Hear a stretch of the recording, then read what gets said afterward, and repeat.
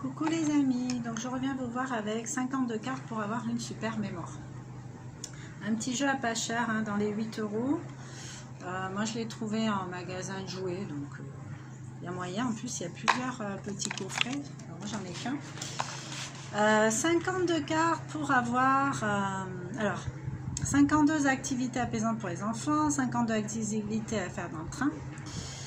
À faire pendant les grandes vacances, à partager avec vos petits-enfants si vous êtes grands-parents. Voilà, avec des petits de 1 à 3 ans, donc ciblés. Créatif pour les enfants, entre frères et sœurs, donc ça peut être pas mal. Manuel, Montessori, j'adore, ça favorise l'autonomie de l'enfant. Alors pourquoi on favorise l'autonomie de l'enfant? Pour qu'il apprenne à se débrouiller et puis surtout à faire émerger ses ressources, la confiance qu'il peut avoir en soi, l'estime de soi, tout ça. Parce que tout faire à leur place, c'est pas l'idéal, puisque plus tard, ils vont pas comprendre quand les autres dans la société vont pas le faire. Donc voilà, après 52 activités musicales, 52 activités pour devenir fort en calcul. Ensuite, pour devenir un as du foot.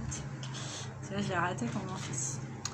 52 activités pour être une vraie princesse. Voilà, je suis mitigée par rapport à ça. 52 activités pour les jours de pluie. Ouais, ça peut être pas mal quand il fait pas beau. Donc voilà, là aujourd'hui on est avec la mémoire. Donc on va solliciter plusieurs types de mémoire. Hein, mémoire auditive, mémoire autobiographique, mémoire immédiate, mémoire et langage, mémoire tactile, mémoire gestuelle, il y en a d'autres. Mais je ne vais pas pouvoir faire toutes les cartes. Mémoire et calcul. Mémoire, qu'y a-t-il d'autre que je n'ai pas cité? Mémoire associative. Ouais, ça peut être pas mal ça. En fait, tous les jeux de mémoire sont pas mal. Mémoire immédiate. Astuce de mémoire. On va faire celui-là, astuce de mémoire. Astuce de mémoire. Donc, par exemple, ta phrase à toi.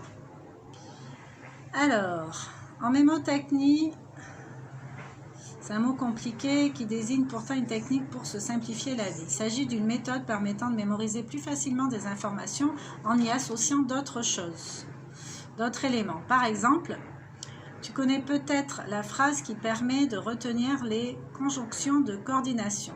Mais où est donc Ornicart? Voilà. Mais ça, c'est une phrase mémotechnique. Mais où est donc Ornicart? Moi par exemple, quand il y a des codes à retenir, si on me dit 30-12, moi ça va me faire penser au 30 décembre et je vais me dire le 30 décembre, donc je vais associer ça à une date et non pas à du vide, à rien. Je vais associer ça à quelque chose qui veut dire quelque chose pour moi. Parce que la mémoire, c'est comme ça qu'elle fonctionne en fait. Elle va aller chercher dans le passé des informations qui ressemblent à ce qu'on est en train de voir. Et quand c'est trop nouveau, on peut avoir l'impression d'être dans le vide, de surnager. Donc l'idée en fait, c'est de se créer des petites mémotechniques. Ensuite, qu'avons-nous là?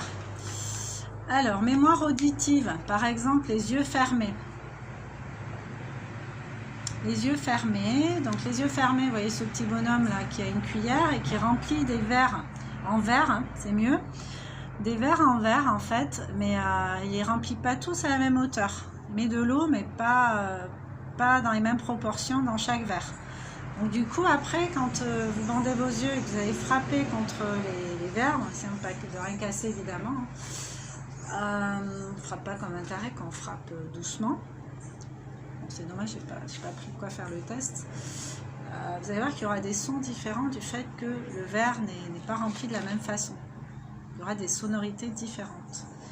Et là, c'est à vous de repérer justement. Alors, vous pouvez le faire dans un premier temps pour vous habituer à cet exercice sans bandeau, pour vérifier vraiment. Vous fermez juste les yeux et vous regardez. Ah oui, effectivement, le verre moins plein, il a tendance à être plus aigu, je sais pas. Trouvez vos mots. Et ensuite, vous mettez votre bandeau et vous refaites l'exercice. Vous demandez à quelqu'un de mélanger les verres et vous essayez de retrouver les verres. Soit le premier qui n'est pas trop rempli, ça va être le 1, après 2, 3, 4. Par exemple, organisez-vous comme vous voulez. Ensuite, mémoire autobiographique auprès de mon arbre. Donc là, on vous demande de prendre de quoi noter et d'aller vous rappeler un peu de la branche familiale côté papa, côté maman. Il y en a souvent plein qu'on n'a pas connus, hein, des oncles, des tantes décédés quand on était tout bébé ou avant notre naissance. Les grands-parents, enfin tous les aïeux. Si on est dans une famille recomposée, ben c'est encore plus, enfin c'est pas que c'est plus intéressant, mais ça demande encore plus de recherche et d'appel à la mémoire. Donc ça peut être pas mal de le faire tout seul ou en famille, enfin avec ses frères et sœurs par exemple. Ça peut être pas mal. Moi par exemple, ma maman elle Alzheimer. Donc ce jeu je l'avais acheté clairement pour elle, pour l'aider à stabiliser un peu cette pathologie. Et ouais, c'est super intéressant à faire. Et j'avais eu l'occasion aussi d'intervenir avec la sophrologie de la ludothérapie au collège pour des jeunes qui devaient passer le brevet. Et l'idée c'était de leur parler un peu de leur mémoire et de leur donner des outils pour travailler un peu dessus. Donc je m'étais inspirée de certaines cartes de ce jeu. Alors, mémoire autobiographique, mémoire immédiate, qui suis-je? Donc il y a un jeu comme ça, je ne sais plus comment il s'appelle, hein, mais on voit la télé, en pub, ça passe partout. Donc là, c'est donner des indices à l'autre qui a un truc marqué sur le front, il ne sait pas ce que c'est. Et il doit deviner en fait. Mémoire et langage, tous en scène. Donc là, sous forme de jeu, toujours, hein, sans parler de mémoire aux enfants, on peut leur demander de nous monter un spectacle, de préparer, mettons une chorégraphie, vous voyez là, la mémoire gestuelle, ça fait travailler la mémoire gestuelle aussi.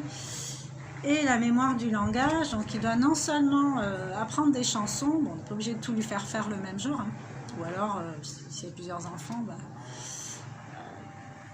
donner des rôles différents à chacun, ou les laisser choisir tout simplement, c'est encore mieux. Il y en a un qui va devoir chanter, alors forcément il va devoir apprendre des chansons par cœur, il va devoir avoir l'intonation.